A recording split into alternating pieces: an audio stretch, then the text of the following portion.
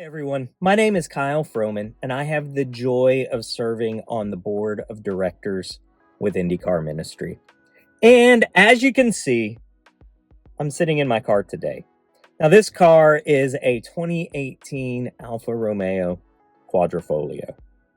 Professionally, I work as a chaplain in the trades, and I have received so many awkward, uncomfortable comments about this very car pulling into job sites through the years.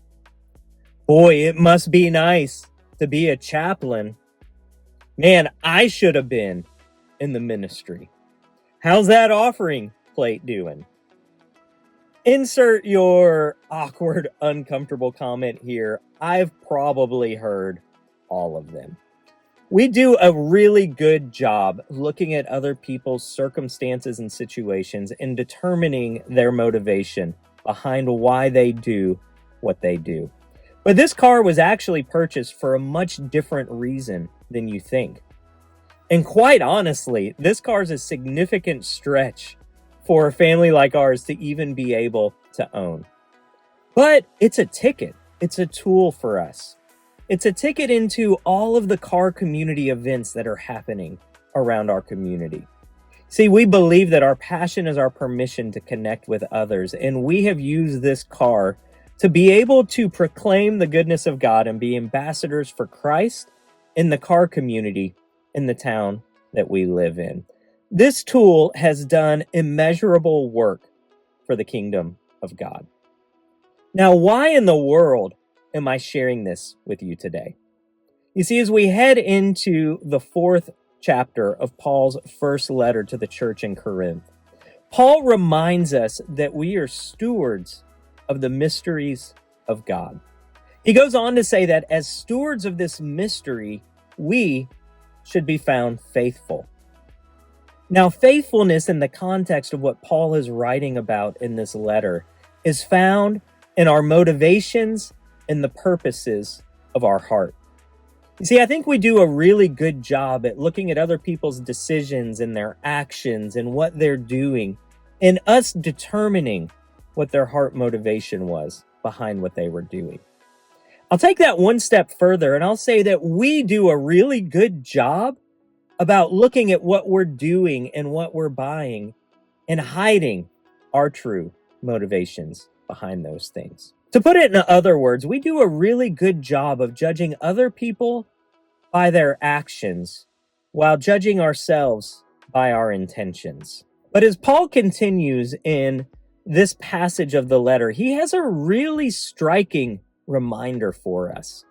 And in that, he says that the Lord will bring to light the things that are hidden in the darkness, and the Lord will disclose the purposes of the heart. So that leaves me having to ask myself a question.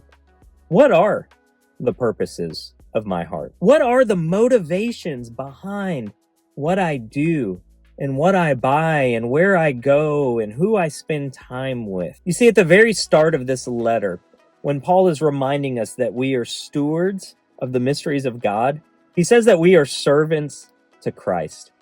And if you think about a servant's role, that servant's role is not to build his own platform or posture. That servant's role is to bolster that of his master.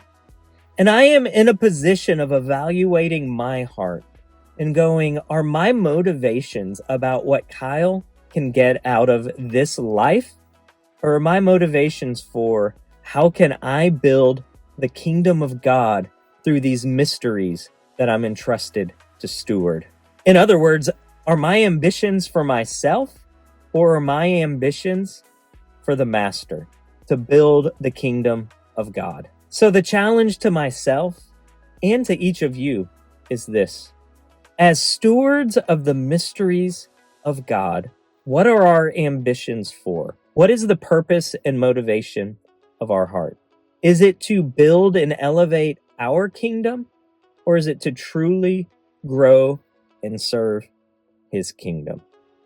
When Jesus sat around with his disciples and was teaching them how to pray, he reminded them of this: to pray, "Thy kingdom come, thy will be done on earth as it is in heaven." May that be the posture of our heart and our motivations. Not my kingdom, Lord, but yours. I hope you have a tremendous finish to your week this week, and that you go out there as a steward of the mystery of God, and you reveal the beauty of all He is to those around you. Be blessed this week.